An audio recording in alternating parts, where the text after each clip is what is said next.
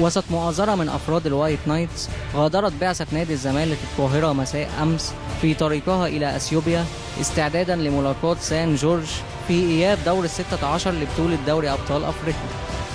إن شاء الله خير، يعني احنا رايحين متفائلين واللعيبة إن شاء الله تبقى رجالة وهنسعد إن شاء الله. لازم تحرزوا هدف وما يخش في مرمات وأهداف، جاهزين للمهمة؟ بإذن الله جاهزين إن شاء الله، جاهزين إن احنا إن شاء الله رايحين لهدف واحد اللي احنا نتأهل إن شاء الله ونصعد للدور المجموعات إن شاء الله. مطمئنين إن الزمالك في دوري المجموعات إن شاء الله؟ باذن الله بالروح اللي احنا شايفينها وبالتمرين وبالجديه في التمرين ان شاء الله الزمالك في دوري المجموعات باذن الله. ربنا يكرمنا ان شاء الله.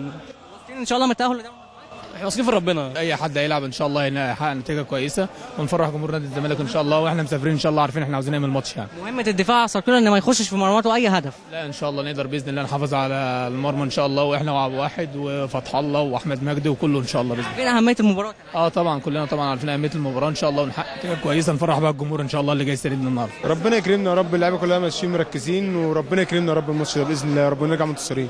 ان انتوا لازم تحرزوا هدف وما يجيش في مرماته هدف. اكيد طبعا عارفين طبعا ان شاء الله ربنا يكرمنا يا رب باذن الله. واثق من التاهل لدوري المجموعات ان شاء الله، واثق في اللعيبه بتاعتنا كلها ان شاء الله باذن الله. ربنا يسهل ان شاء الله. مهمه صعبه ان ما يخشش فيه هدف وتحرزه ان شاء الله، بس ان شاء الله هنكسب ان شاء الله.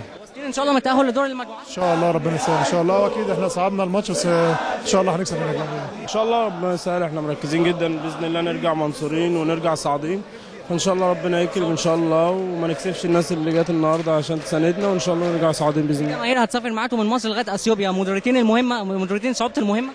طبعا هيكون حافز كبير لينا، لكن ان شاء الله حتى من جماهير احنا رايحين مهمه، رايحين 11 راجل مش 11 لعيب في الملعب، فان شاء الله ربنا يكرمنا ونرجع وصاعدين باذن الله. لازم تحرزوا هدف وما يخش في مرماته هدف في نفس الوقت، معادله ان شاء الله باذن الله. ان شاء الله لعيبه الزمالك كلها رجاله وقادره ان شاء الله. الفرق الكبيره لازم بتلعب بره زي جوه، الماتشات كلها صعبه، مفيش حاجه اسمها سهله وحاجه اسمها صعبه، كل ماتشات صعبه، وان شاء الله نعدي ونتاهل ان شاء الله. جمهور الزمالك جاي مرته من القاهره لاثيوبيا، شايفين المهمه ازاي؟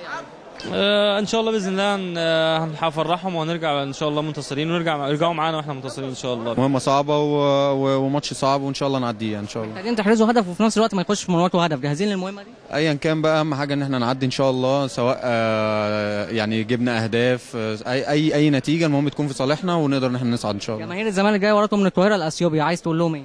الجماهير دي على طول وفيه وعلى طول واقفه جنب نادي الزمالك، واحنا عايزين نجيب لهم بطوله، واحنا مركزين السنه دي علشان نفرح الناس دي، وان شاء الله نعمل لهم حاجه باذن الله. الزمالك يبحث عن تحقيق المستحيل في اثيوبيا ليعود وبصحبته تاشيره التاهل الى دور المجموعات. من داخل مطار القاهره الدولي، شادي ممدوح، سوبر كوره.